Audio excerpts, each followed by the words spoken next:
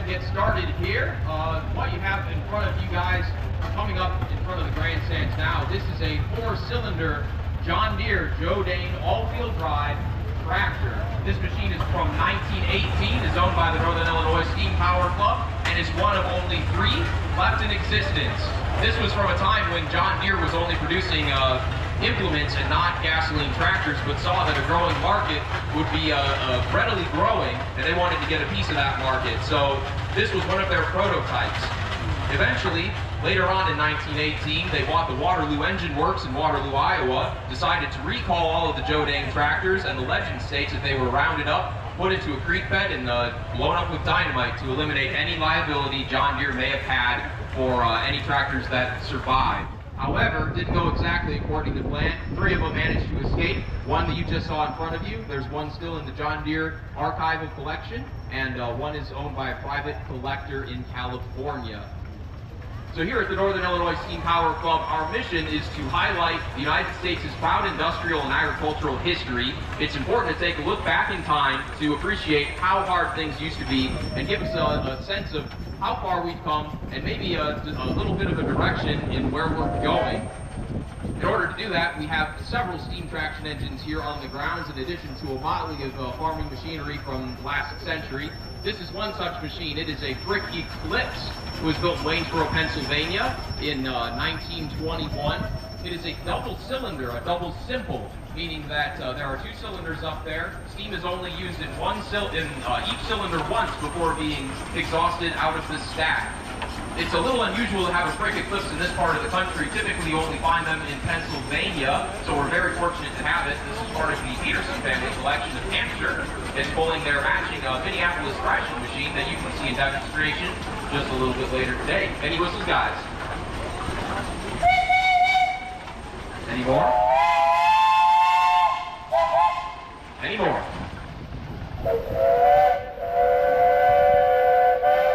All right, thank you.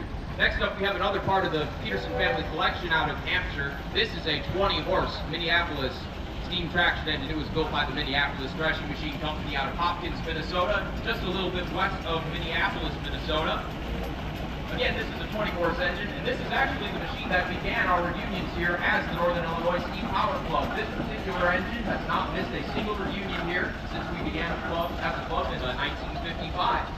Again, owned by the Peterson family. We've got Kylie at the wheel and brother Danny at the throttle. Any whistles? Any more?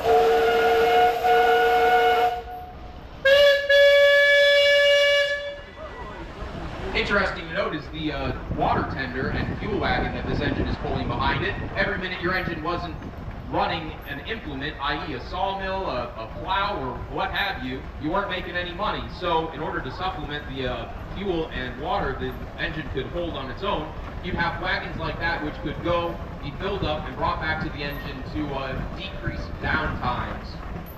Next up, we have a 21 and 75 horsepower Baker. This is built by the A.D. Baker Company out of Swanton, Ohio. Another engine that is typically only seen out east. We're again very fortunate to have it here at the show.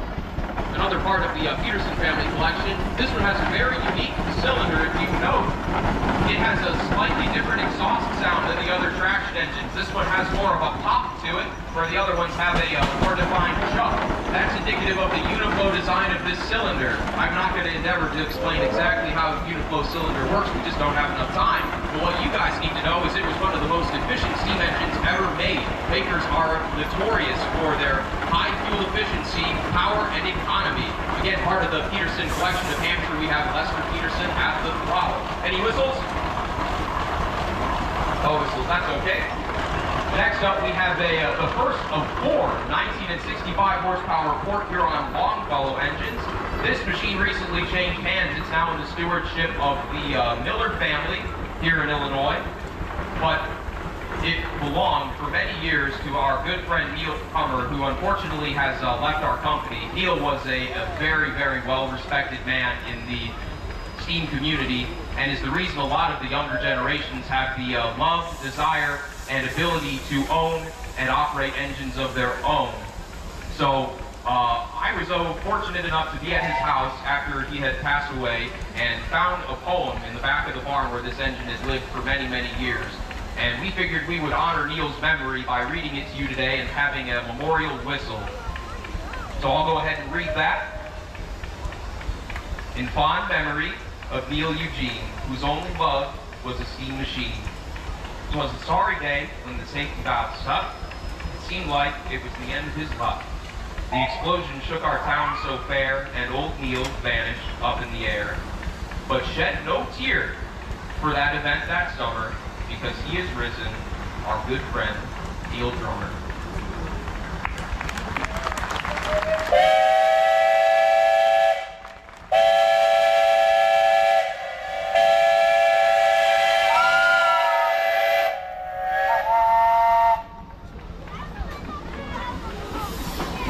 Thank you, guys.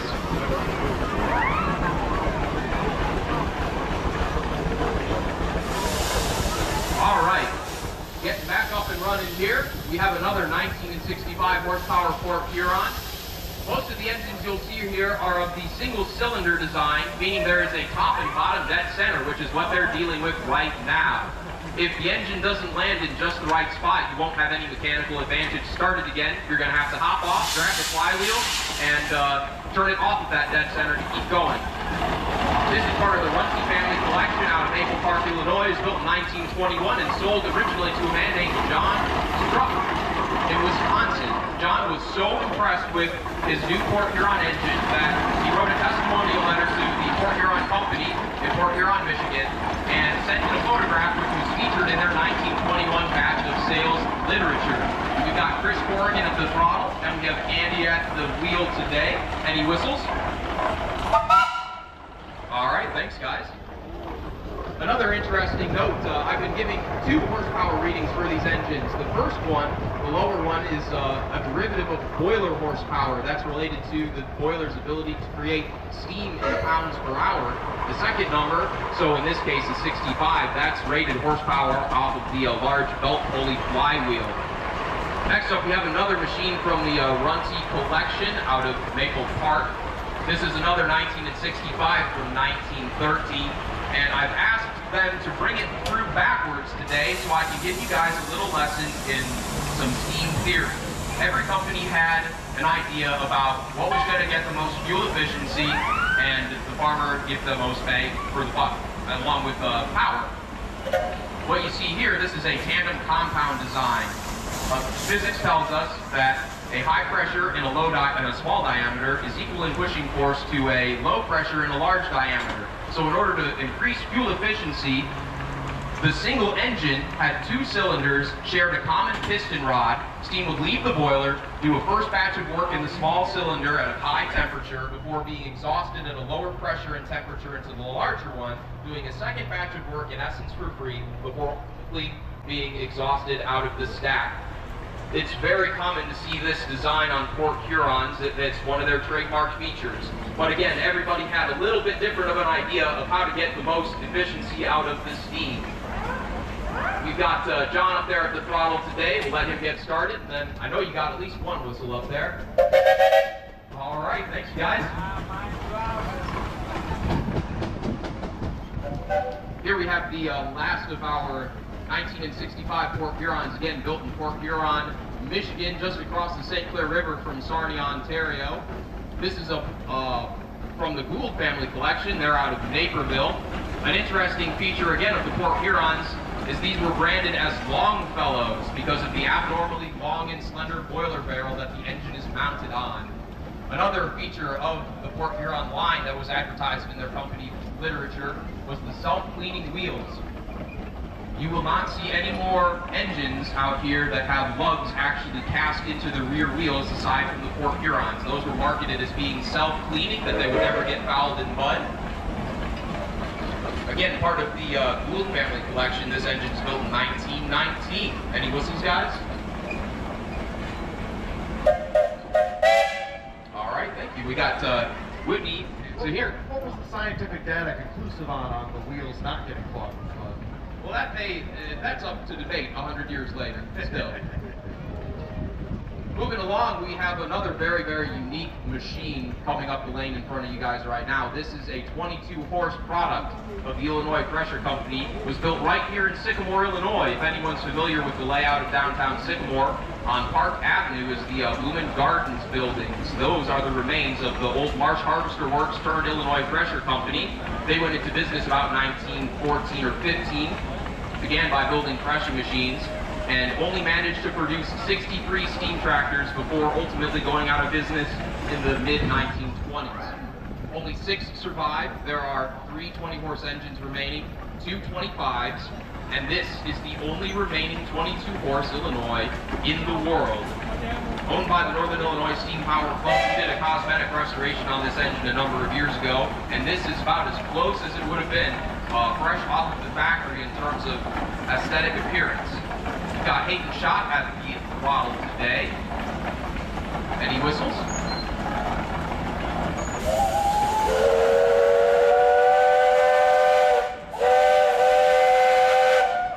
All right. Another interesting note of the Illinois Pressure Company line, the founder and president of the company was William Brumley. William Brumley came from another agricultural family, the Rumley family of LaPorte, Indiana. Him and his company, they parted ways, and this was his bid to sort of re-enter the business of agriculture. Next up, we have a Buffalo Springfield steamroller. This is part of the Fruit family collection. They're out of Kirkland, Illinois. It was built in 1923, and there used to be tons of these in the country. This is what made the first batch of paved roads in the United States. Interesting to note, so far we've only seen horizontal locomotive-style boilers. This machine has a vertical-style boiler. They were very popular in construction machine applications due to their compact design. The steam shovel that's under restoration and owned by the Northern Illinois Steam Power Club has a boiler just identical to it. This machine is equipped with steam power steering. Otherwise, you would have to hand crank the large knob on the bleacher side of the parade route there. The fireman had no accommodations, just the engineer. The fireman had to walk up and down alongside the machine, keeping the boiler hot and the fire stoked all day. And just imagine how much fun that must have been on a hot summer day on freshly paved asphalt. Any whistles, you guys? All right, thank you. Next up, we have the second and only other double-cylinder engine here on the grounds. This is another double symbol, just like the brick we saw earlier, meaning that steam is only used once in each cylinder before going out of the stack. This is a product of the Keck Gonerman Company, Mount Vernon, Indiana. It's built in 1926. An interesting feature of this engine, it has 2 flywheels for added stored momentum. This meant the engine would run a little bit smoother and respond to load changes just a little bit better. Another interesting feature, it has 2 side tanks for added water capacity again, so you could run without the assistance of a water wagon for a little bit longer. Part of the Staley family collection out of Portland in the DeKalb area. Any whistles, guys? All right, thank you. This is the only advanced Rumley engine we have at the show this year. This is an 18-horse model, part of the universal line of the Advanced Rumley Company's steam traction engine offerings. This is, I believe they had a 16, which was their smallest. The 18s were very, very popular, and they had a few other sizes a bit larger. This engine is part of the Walsh family collection. We've got John at the throttle today. It's good to see you. And Reese Baker at the wheel. The engines we've seen so far, we've seen some interesting ways to use steam in creative ways. This is the most common form of engine design. It's a single, simple cylinder, meaning steam only does one batch of work, and the only cylinder that's up there before being exhausted out of the stack. I gotta ask John, what's that whistle sound like? Just like all the others, he says. Perhaps annoying. We'll let you guys decide. Thanks for bringing it through, guys. Next up, we have another product of the Minneapolis Threshing Machine Company. Again, they were out of Hopkins, Minnesota.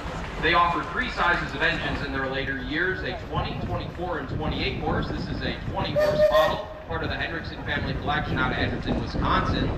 They are actually caretakers of the Rock River Threshery and sister show in Edgerton. Their show is coming up over Labor Day weekend, so if you like what you see here on the Taylor Marshall Farm, you'll like the Rock River Threshery just as much, and we hope to see you up there Labor Day weekend. An interesting feature of the Minneapolis line was the large head tank. Those are pretty common. Again, just a different area to store added water capacity. An aftermarket feature this engine possesses is a spark arrestor on top of the smokestack. That's an elegant solution to a deadly problem. You didn't want to have any sparks leave the engine in a dry field and set your field or your equipment on fire. So a simple wire screen is all it took to keep sparks from leaving the engine and starting an uncontrollable blaze. Another interesting note of the Minneapolis line, their factory in Hopkins was located right next to an art college, and the company hired art students from said college to paint and pinstripe their engines, so no two Minneapolis, as you see, will appear the same cosmetically. We got Clayton at the throttle and Alan at the wheel. Any whistles?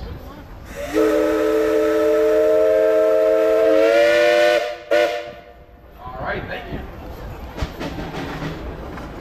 Here we have our first case. This is a 65 horsepower model built by the J.I. Case Threshing Machine Company of Racine, Wisconsin. Case was king when it came to steam back in the last century. They built more traction engines than any other manufacturer during that time period. This is part of the Hubbard family collection out of Shawn, Illinois. We've got Neil at the throttle today, and the Hubbard family, Lorraine and Charlie up there.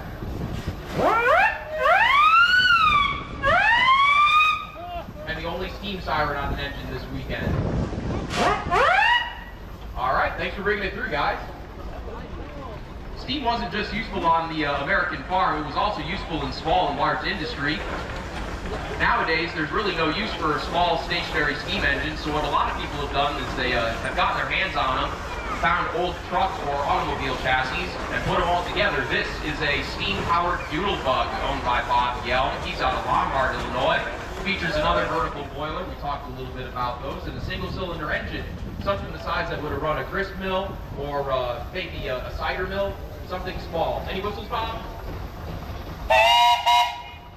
Thank you. There's a lot of these you can find around shows in the Midwest. Some of them are even street legal and can go 30, 40, 50 miles an hour. Of course, just a little bit bigger and more powerful than the 20s we've seen so far.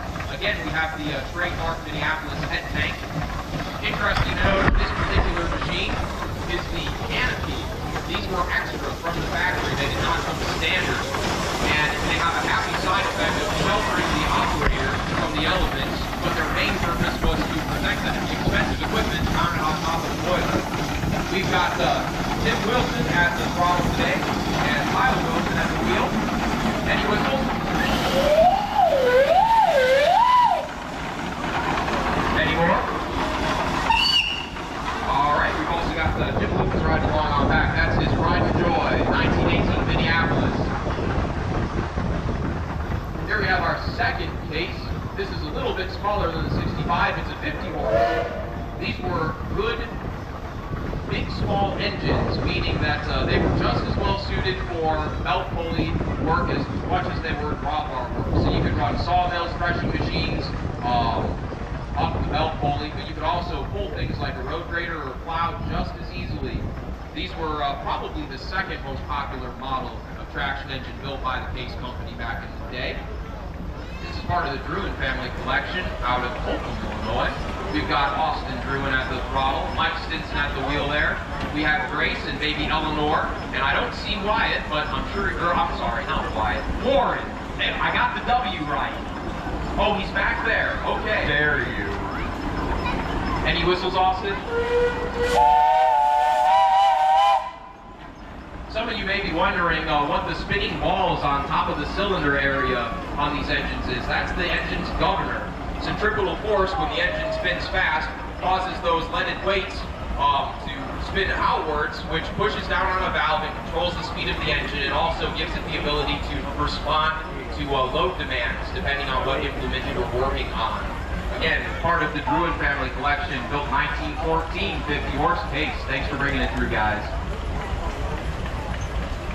Next up, we have two scale models. These are half scales. They are both half scale models of the 65 horsepower Case that we saw just a few minutes ago. The one closer to the bleachers there is part of the Stevens family collection. They're right here in Sycamore. And the one on my side of the parade route, that's Kevin Palzinski's. This is the first year he's had it at the show, being shown in honor of his dad, Phil. This is Dave's second year having the engine. We had these actually on the sawmill just a little bit ago, running tandem. The half scale of Dave's there is built by Larry Thompson in 2018. Larry is, I believe he's out in Alaska. So they obviously only built a limited amount of full-size steam traction engines during the age of steam, but when this became a popular hobby, it just wasn't enough for some people, or maybe you didn't want a full-size engine. So these were built primarily by hobbyists or enthusiasts that wanted to participate in the kind of fun we have here at the Taylor Marshall Farm, but maybe only had a semi-truck and a small trailer to haul them around the place. And now you guys can sort out however you want to go about blowing your whistles, but we'd like to hear them.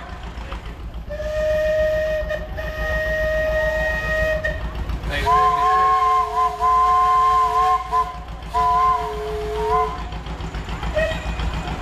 Same as with how we have those partial scale steam tractors coming through. A lot of people, they want their full-size tractor. You know, they don't have room for it. So you get a half scale. So that is a beautiful model of a half scale John Deere D with a nice wagon in behind there.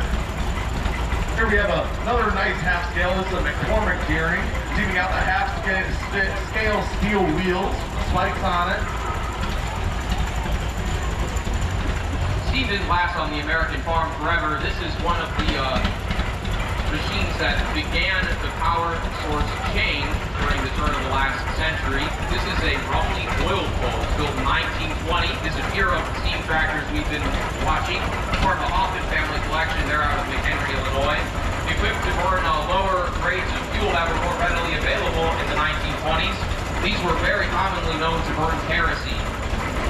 Why were they called an oil pole? Well, they had an oil sump lubrication system. Again, part of the transition away from steam. This is produced during a period of tractor design in the United States known as the glorious nightmare period, because everyone had a crazy different design. They hadn't quite settled or figured out what worked the best. Here we got a half-scale oil pole. I believe that's a hit and miss on there, isn't it? That's actually a vintage engine on what is probably a brand new chassis with cab and so on. And this is a quarter scale oil pole, part of the Stevens family collection. A slightly more modern utilitarian farm motor powers this one.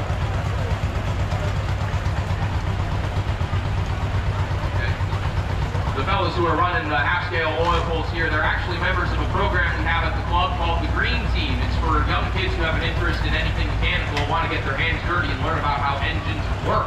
If you have a child that may be interested in that, just contact us via email or phone. We'd be happy to have them join the Green Team. Next up, we have another part of... this guy right here is a former Green Team member too. Don't let him be bashful. And you see how that all worked out. Anyways, this is a Hyder Model C from 1919, rated at 12 and 20 horsepower. Part of the Schott family collection. Interesting about this machine is it has a planetary transmission. The red drums you see underneath the gas tanks are actually the transmission. It's just a simple friction contact that makes this engine, the tractor, move back and forth. And we've got a 1942 Farmall M. It's Brock Butts out of Burlington, Illinois. They made those from 1939 to 1952, one of their more popular models. Here we have an excellent example of an Oliver Super 88. This is Rod Miller's out of Hampshire, Illinois. It's got a row crop standard wide front end. He's had a beautiful restoration job done on that. We're glad to bring that to the show. Here we have a 1940 Farmall H. This is another very popular tractor in their line. This particular one belongs to Bill Ashbach out of Marengo, Illinois. Behind it, he's got a Vermeer trench digger. Now, back in the day, now we have better trench digging equipment to use for laying tile in fields and whatnot. Back in the day, this is what you would have to use. You pull it along, you digging your trench down, and then laying down clay tile pipes as you're going through. Here we got a Farmall 450. It's a 1957. This is Dan Wells out of DeKalb, Illinois. That's a 450 diesel to be specific. Here we have one of John Deere's most popular tractors that they made. This is a 1950 John Deere B, this is 47 late style. This is a Adele Swanson, Sycamore, Illinois. Here we have a 1949 Farmall M. This is Daryl and Christy Bolt out of Newark, Illinois. Farmall M, again, one of the more popular tractors they made it from 39 to 52. We have the John Deere B, and this was its brother, the John Deere A. This is a 1948. This is Daryl and Christy Bolt out of Newark. The driver is Christy. Here we have a 1929 C case owned by Julie Mates out of Garden Prairie, Illinois. This runs on kerosene. As we were saying, in the late 20s and early 30s, they were sort of figuring out what tractors were going to be like. And this early example of the case has gray paint because coming out of World War II, we had a surplus of gray paint that they were using for the war efforts. We thought, well, we won't need that again, so they used it for commercial production of tractors and other things. Here we got a Farmall M, that's a 1949. That's Moni Rangels from Kingston, Illinois. It was originally belonged to Butch Mapes. Here we got a 1947 Case VAC. This is Jason Mapes out of Marengo, Illinois. That runs on kerosene. You can see on the side, it's got the eagle on the globe like the old steam engines did for Case. Eventually they did away with that logo, but when they were still in the late 20s, early 30s, they carried it with them. Here we've got an international Farmall M. This is a Thomas Jones out of Hampshire, Illinois. Here we've got a 1929 Farmall regular. This is Austin Guerin out of Elburn, Illinois. This was the first tractor that International made. And it's called the Farmall because they sold it as a tractor that could do it all. It could do every basic thing that you needed it to on a farm. And here is the successor to it, the Farmall F12. The first one, that was 1929. This is 1936, so a few years later, a few more horsepower, improvements to the basic design of the chassis and engine and whatnot. This is Chris Guerin out of Camden Hills, Illinois. G is the GP. It's a 1939, I believe. Yep, 1939. John Gruen out of Oregon, Illinois. This beautiful paint job on this. The GP General Purpose Series was meant to be very utilitarian, easy for farmers to work on. It was a very good tractor for small to medium farmers too. It wasn't as expensive as the style model. Here we got a 1954 Model 70. This is a Bodie family tractor. The Bodie family hailing from Sycamore, Illinois. Here we got a 1935 John Deere B. This is Mike and Nikki Bodie's out of Sycamore, Illinois. They got the whole family at home. Another great example of the general purpose design. And even though it's technically unstyled, I think it looks really good.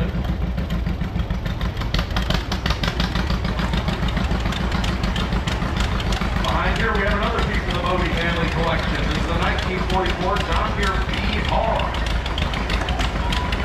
It's actually a slightly smaller version of the R, which you'll probably see coming up here in a minute, I believe.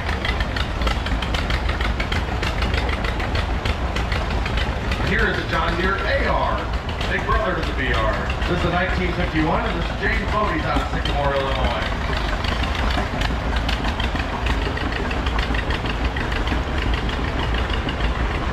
Here's a 1946 John Deere Model H. This is Tyrus Swedberg out of Sycamore, Illinois. With a happy family all along with them. And we were talking about that BR and the AR. Well, here's the big brother, the John Deere Diesel R. This is a 1952. This is also part of the Bodie family collection out of Sycamore.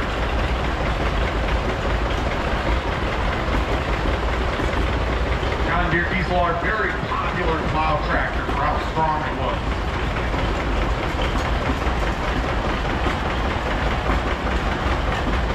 Behind it here we have a 1956 John Deere 70.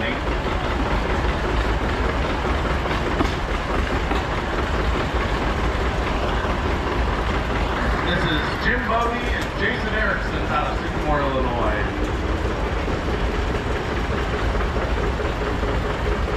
Here we got a 1943 Farmall H. This is Rob Ryan out of Hampshire, Illinois.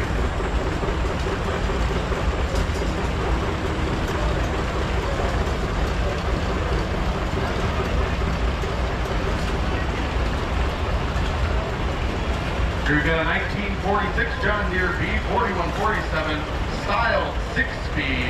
The Steve Rose out of Garden Prairie, Illinois. We're glad to have you here.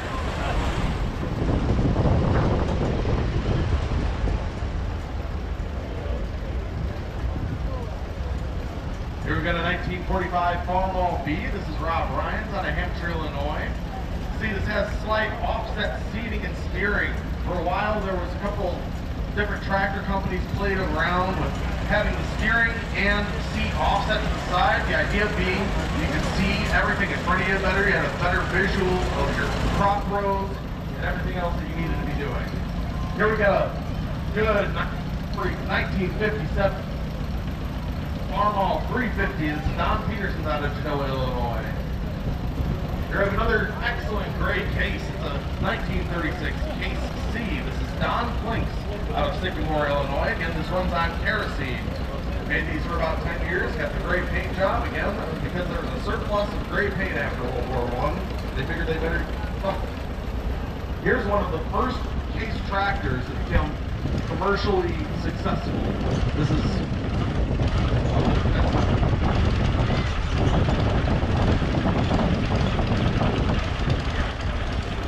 This is another part of what is now known as the tractor wars, back in the evolutionary design of the American farm tractor. This machine was one of the first successful bids to get small tractors into the power farming business. This would successfully do the work of 2 or 3 horses. Not all farmers wanted the big steam tractors that we've been seeing, or the large prairie tractors like the oil holes. So finding a small, compact design like this case here was crucial in the power source change from horsepower, actual horsepower, to mechanical power. Here we have another part of the linker collection. The case up there is also the linkers. This is a Russell 12 and 24 horse gasoline tractor, the only one left in existence. Russell was out of Massillon, Ohio. They built steam engines and began a transition into gasoline power. Unfortunately, though, they did not survive the transitional period. Again, part of the linker family collection. Thanks for bringing it through. Here we've got another prairie tractor. This is an oil pull. A little bit bigger than the one we saw before. This is a, let's see here, 1928 model 4060Z. Owner is the linker family, again out of Bonneville, Illinois. Indicative of the large prairie tractors are giant flywheels, drive wheels, and chain steering. This really, though, what you see here, this is the first thing that began to kick steam out of the agricultural world. This is a 3060 Holton Taylor gasoline tractor. It kind of looks like it has a boiler up front. That's actually the radiator with the large fan in there to keep the engine cool. Part of the Green collection, the Green family collection. Here we have a 1936 John Deere VR unstyled. This is David Spinelli out of Woodstock, Illinois. Here in 1942 John Deere LA. Gordon Bruckner's out of Sycamore, Illinois. This is a small farm / large garden tractor that John Deere made for a bit. And the green team has one of these. They work on to teach the younger generation. Here in Cub Cadet 185 Turbo Diesel. It's a Cub Lowboy. This is Gordon Bruckner's out of Sycamore, Illinois. Here we have a 1979 International 184. This is also Gordon Bruckner's out of Sycamore, Illinois. Diesel engine, 3 horse. Again, good small farm tractor or large garden tractor. Here we saw that John Deere R come around. Well, eventually they changed the names of their tractors and what they classed them as. They went on from letters to numbers. So this is the John Deere 830 diesel with power steering. Has 90 horsepower. That's Nick Rivera out of Gilbert, Illinois. Here we have another Farmall M. This is the 1949 Anthony Mackenzie Parnell out of Elburn, Illinois. Here's a 1950 Farmall H. Dale Kuipers out of Genoa, Illinois. Relation to Kuiper's family farm?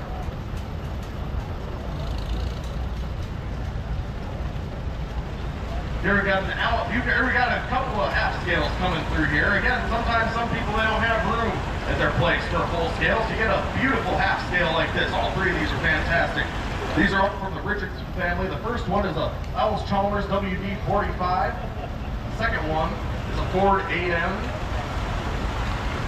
And then behind it, we've got a Farmall W6. Again, all those from the Richardson family. Excellent, excellent example of great half-scale tractors.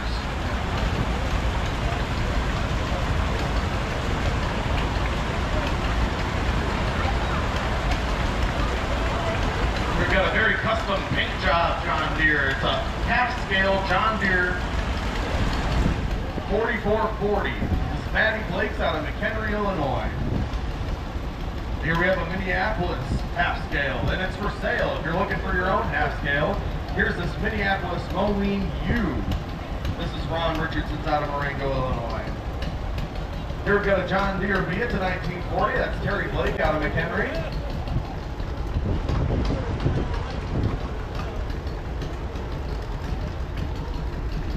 Here we've got a 1953 Farmall Super M. Super, anytime that was added to the Farmall name, basically just made it had a little bit more horsepower. This is Jim Quinn's out of Clare, Illinois.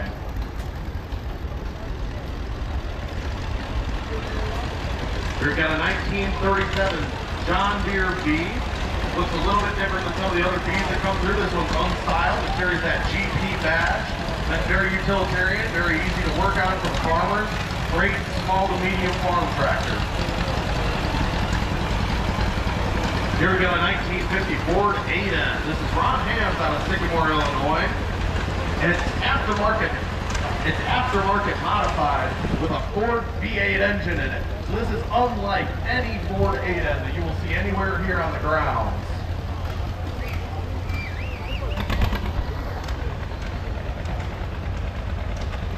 Here we've got a 1956 John Deere 60. This is David tires on their tractors that revolutionized agriculture forever.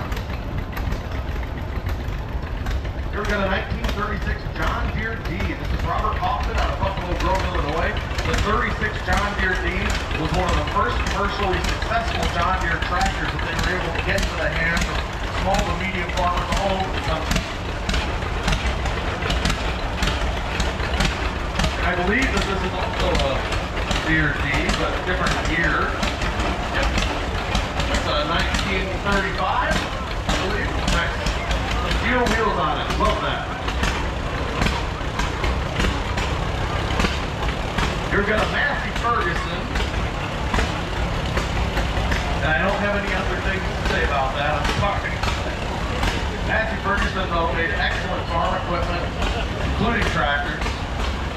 Here's a Farmall C.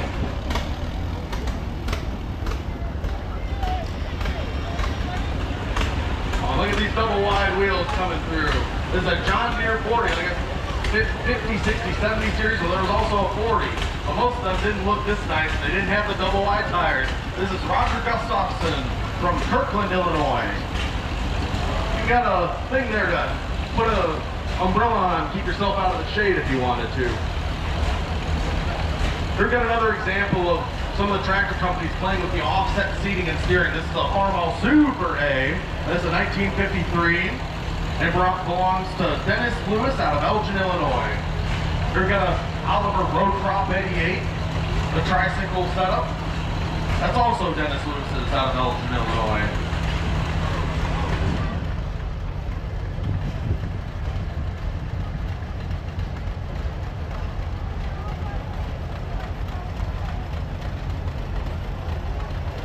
Got a John Deere B. 17 horse, 1941. Melodies out of Genoa, Illinois. You're going to Farmall H. This is 1941. This is Carter Campbell's out of Marengo, Illinois. And they made these for a while, 39 to 53.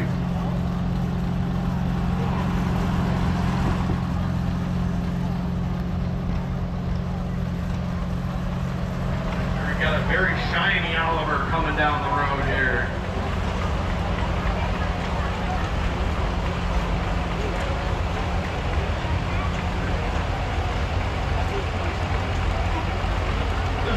Oliver Super 88 diesel. Has a fresh paint on it, kept very clean and nice looking. Excellent, excellent showpiece.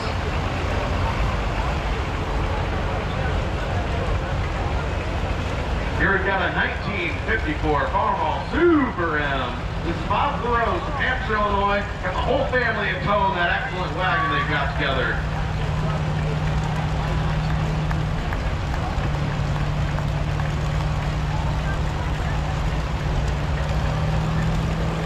A lot of the older Olivers that we've seen come through so far, they've done a tricycle setup. Here's one though that is a 1946 Oliver 70. This is Kenneth Jones out of Genoa, Illinois, and it's got the row crop wide front end.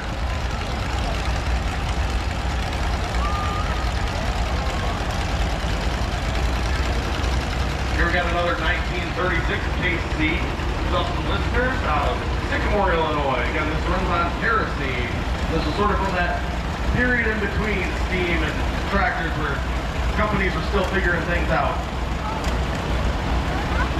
We've got an excellent Minneapolis Moline. This is a 1947 Minneapolis Moline UTS. This is Phil Geisler's out of Durango, Illinois. Minneapolis Moline, they want to make their tractors as accessible to small and medium farmers as they could. They want to make them easy to work on the field. So Minneapolis actually put some of the pump engine in sideways so they're accessible from open sides of the hood. Here we got another John Deere A. That's a 1937 Purpose. John Biddle out of Elburn, Illinois. Third generation in the parade. Here we got another Alice Chalmers. It's a WC. It's a 1936. That's Dan Landorf out of Genoa, Illinois.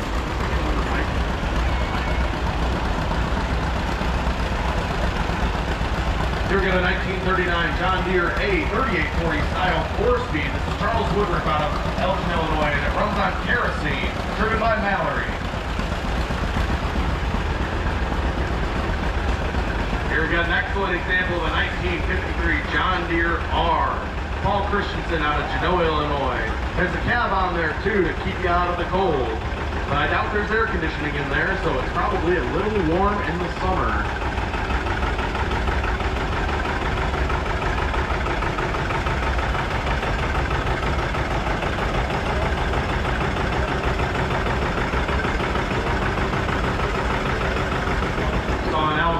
WC earlier and the WD, and this is the 1948 Alice Chalmers WF. You can tell what kind of letters they like to use. This is Rob Swanson's out of Hampshire, Illinois.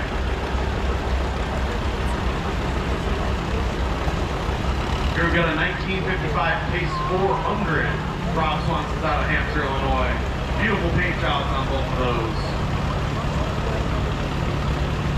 We've got a 1948 Ford 8N. This is Cody Peterson's out of Genoa, Illinois. With the Fords, you probably know there's a 9N and an 8N is all that you've seen so far. And the difference mainly is that the Ford 9N was produced in partnership between Ford and Ferguson, who's a British tractor maker. The 8N was after World War II when Ford went back to making them. For a temporary time, they made a 2N during World War II because the U.S. needed steel. And so they made the 2N as a stripped down version of the 9N. Here's another Alice Chalmers at the D10. And I believe the D12 is coming up right behind it. Little brother and big brother.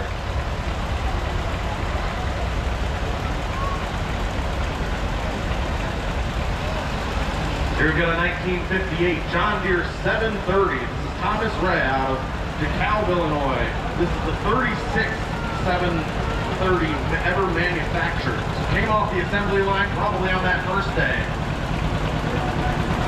Looks just as good as it did when it came off the line too. Here we've got Chris Johnson on a 1993 3365 turf mower. Chris Johnson's longtime member here at the club and director. He was kind enough to go and procure this from Hamlin High School, restore it back to working condition, and we use it to keep our grounds looking nice and smooth all across the grass there. We thank him for all the work he does around here. Chris Johnson also made sure that this sound system's set up, so thank you to him for you guys being able to hear what I'm saying. Here's a Farmall 450. It's a 1957 48, of course, owned by Ethan out of Rochelle, Illinois.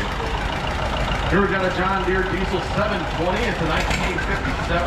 This is Stephen Bag of Bedford, Illinois.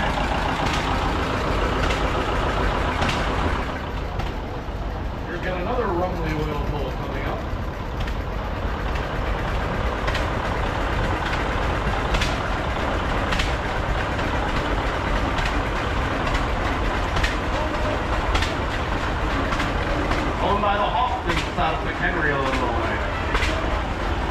Here we got a 1944 John Deere A. This is Kelly Nye out of McHenry, Illinois. She bought this from the Dave Schneider collection. Dave Schneider was a longtime member here, and he used to be part of our announce team up here, and we miss him dearly. His wealth of knowledge was unmatched. Here we have another offset steering, offset seat. This is a Farmall A. This is Chuck Bergsmith out of Sycamore, Illinois.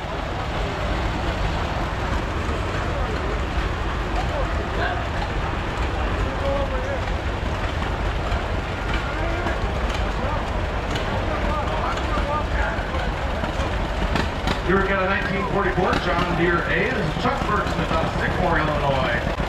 Kept excellently clean. Probably looks better than it did when it came off the line. Here we got Jack Stuffle and his custom doodle bug. What is a doodle bug? Well, it's a factory build. Tell me something interesting about this.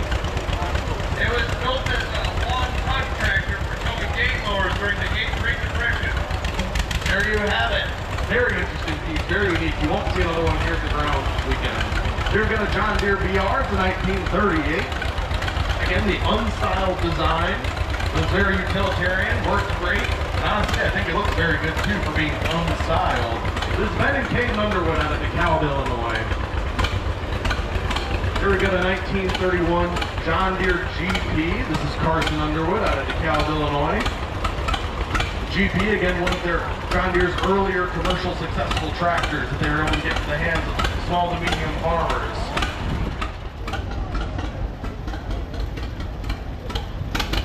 This is Don Coker driving the WD-45, and he's been a member of this club since 1967. Impressive. Here we got an Alice Chalmers WC. It's a 1938. It's owned by Steve Frederick out of Sycamore, Illinois.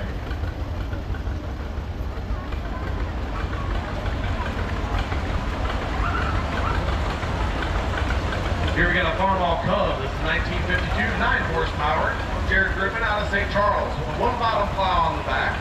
You can see it's no hydraulics back then, just mechanical lever, all arm strength. Here we got a Farmall H. It's a 1941. This is also Jared Griffin out of St. Charles, Illinois.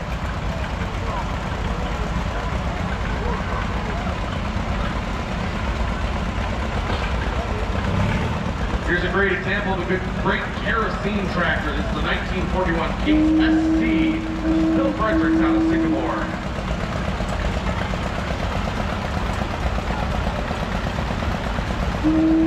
Here's a 1944 Farmall H. This is Maxwell Wilson's out of Marengo, Illinois.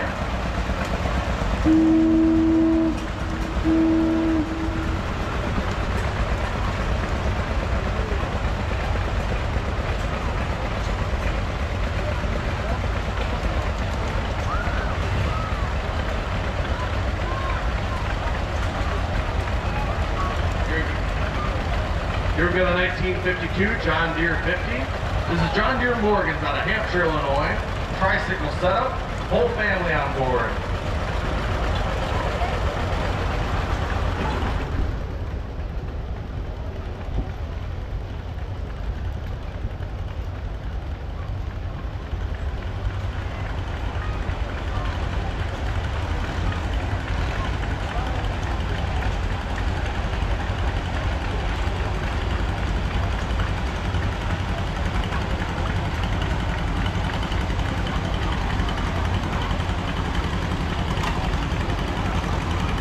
Got a John Deere M. I honestly can say I don't think I've seen one of these come through the parade in many years.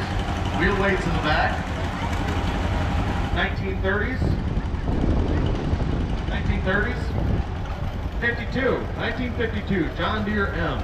Little brother to the A and the B. And speaking of that, here we have a John Deere A style. It's a 1944, 26 horse. Steve Carlson's out of Sycamore, Illinois. We've got a John Deere 60, 1954. Morgan Dahlquist out of Sycamore, Illinois. Here we got a very neat piece. At one point, Alice Chalmers was thinking, well, you know, people are using these small garden tractors, plowing and whatnot. What if we just put the two together, make a tractor that has plows right to the bottom of it? So they made this the 1950 Alice Chalmers G. This is Tom Oranger out of Hampshire, Illinois. Probably one of the only ones that you'll see out here this weekend. Unique setup with the engine in the back. Driver has full view, their plows right in front of them. Here we got a Farmall A. It's a 1941. This is Tyler Oranger out of Chicago, Illinois. This tractor is owned by Tyler and Dwayne Oranger. Here we've got a Twin City KTA 1934. Again, a lot of these 30s tractors, you see the gray paint. That was because they had an excess of that gray paint in World War I. Here we've got an Oliver 70. It's a 1942. That's Chris Heinrich out of DeKalb, Illinois.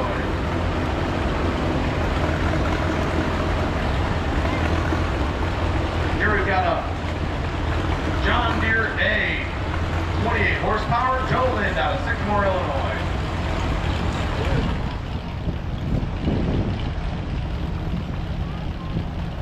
Here we've got a, I think it's this Ford V8 coming through again. You guys coming through twice? No? Oh, we got another Ford with a V8 engine in it. Taylor White out of Marengo, Illinois. V6. V8? V10? Woo! V8? 8. Alright, here's a unique piece. This is a 1925 Farmall Regular. This is owned by Matthew out of Crystal Lake. Again, this is one of the first tractors that International made, called the Farmall, because they believed it could do it all. And that was the 386th one out of 100,000 of those that they made. Here we got the Farmall BN. Haven't seen one of those out here before. Very unique.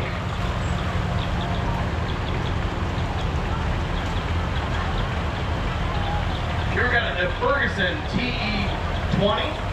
E20, again, this is the tractor that Ferguson and Ford made together. You see the Ferguson looks almost identical to the Ford 8, and that's because Ferguson and Ford partnered together to work on making that tractor. Here we got a Farmall C. It's a 1948. Joe Seiler. Joe Seiler out of Hampshire, Illinois. Here we got a Farmall H. This is also Joe and Sandy Seiler out of Hampshire, Illinois. Thanks for coming. Here we got another Oliver Road Crop 70. This is Ron Seiler out of Hampshire, Illinois. Family owned, third generation owner. Here we've got an Oliver Road Crop 88. It's a 1952, also owned by the Seiler family. Fantastic barrel train in tow.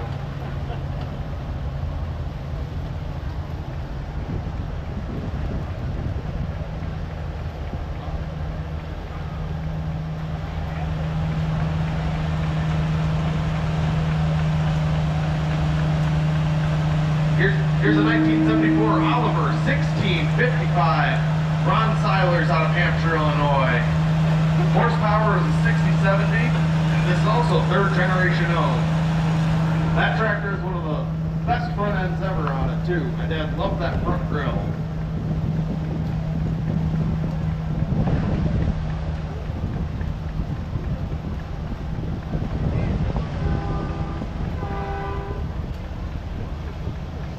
Here we've got another Oliver 1655. Also part of the Seiler family collection. This looks like it still gets a lot of work done too. Here's another offset Farmall Cub, 1940.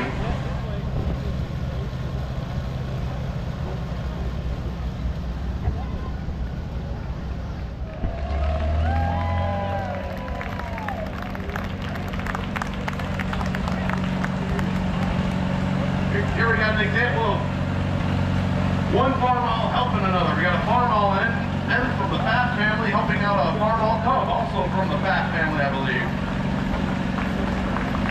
So back in motion. Got another Farmall Cub coming up here. I believe this one might be for sale. Different one. This is a Farm All Cub. This is Josh Blocks out of Burlington.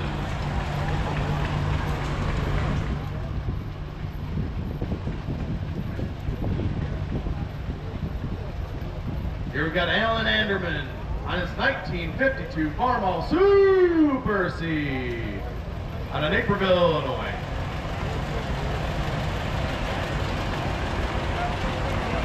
Again, that super tag basically means it had a little bit more horsepower. Here we got a 1946 John Deere A 4147 style 6-speed. This is Harry Swanson Jr. out of Mundelein, Illinois.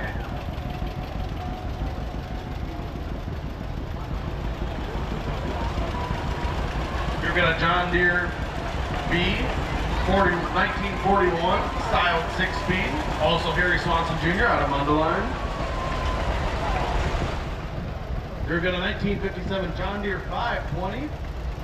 Part of the Swanson family collection out of Mundelein. It's got the wide row crop front end on it. And power steering, which was something that farmers greatly appreciated when we finally learned how to put that on a tractor.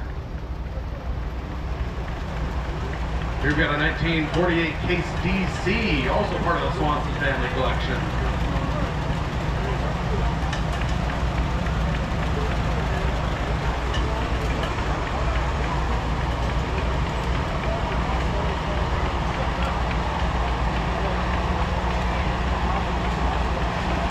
We've got a 55 horsepower 1958 Oliver 880. This is Mark Brown out of Sycamore, Illinois. Whole family in tow.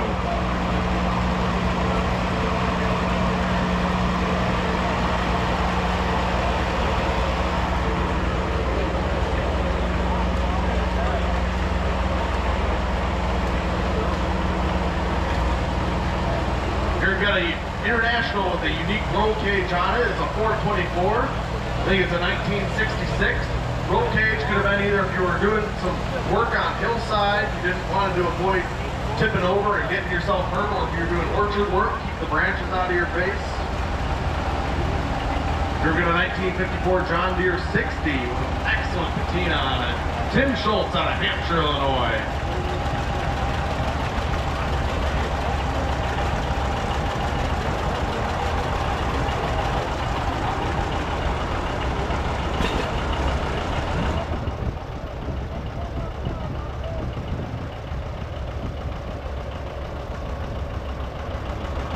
Here we got a John Deere 70 diesel. It's a 1956 tricycle setup.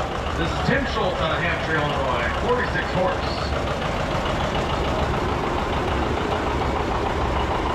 And here we have a Ford 2N that I was talking about earlier. This is Mark Weimers out of Dundee, Illinois. Again, Ford made the 2N, the stripped down version of the 9N because of the war efforts during World War II. They needed the steel for other things.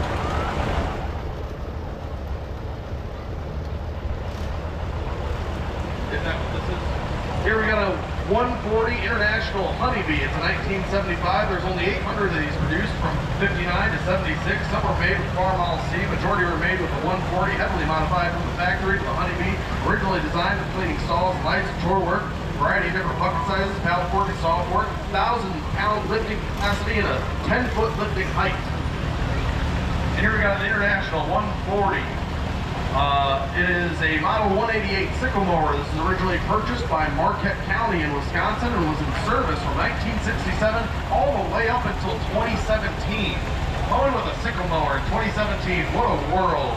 Here's a John Deere 520 power steering. It's 1957. This is Taylor Sunderledge is out of Sycamore, Illinois, and I obligatorily have to tell him it's a John Deere B.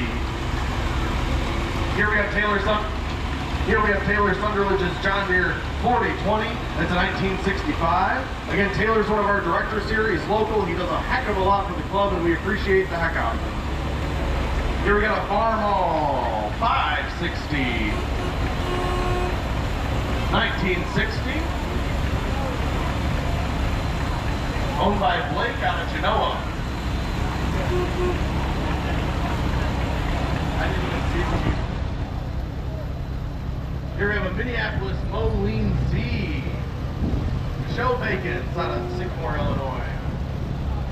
Minneapolis Moline, they put some things in the engine in sideways to make sure you can get to it better if you had to work out on and out in the field. If you're looking for a tractor to buy, there's an excellent example here. This is a 1947 Farmall Cub. This is Raymond Palelis out of Chicago, Illinois.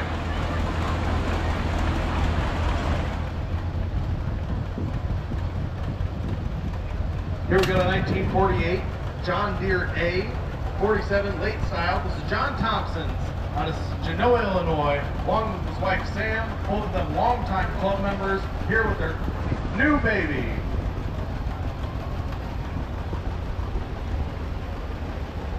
Here we got Michael and Samantha Wright on their Minneapolis Moline R. It's a 1951. And here we got Devin Hanks and Kylie Hanks on a Ford 8N that belongs to our tech guy right here, Wyatt Sunderledge.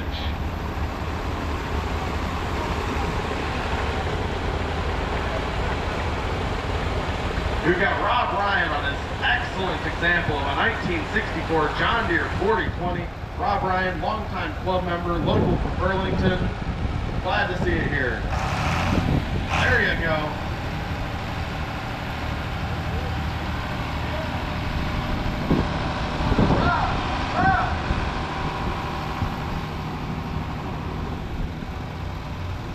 Here we've got a 1953 Farmall Super C. This is Matt Bush out of White House, Tennessee, in memory of Casey Bug. And here is Tennessee's own T.C. Bush. She sang the national anthem for us. We appreciate that. And she is on a wonderful example of a 1947 Ford 8N, 30 horsepower. Again, they're out of White House, Tennessee. Here's a 1946 Farmall H, Kenneth Benson out of Cortland, Illinois. All of them here honoring Casey Bug, and they're standing up for drowning prevention. Here's a 1939 Ford 9N. This is Cliff Benson out of Sycamore, Illinois. So the Northern Illinois Steam Power Club put on an excellent show. I had a great time. Lots to see. All right, thanks for watching.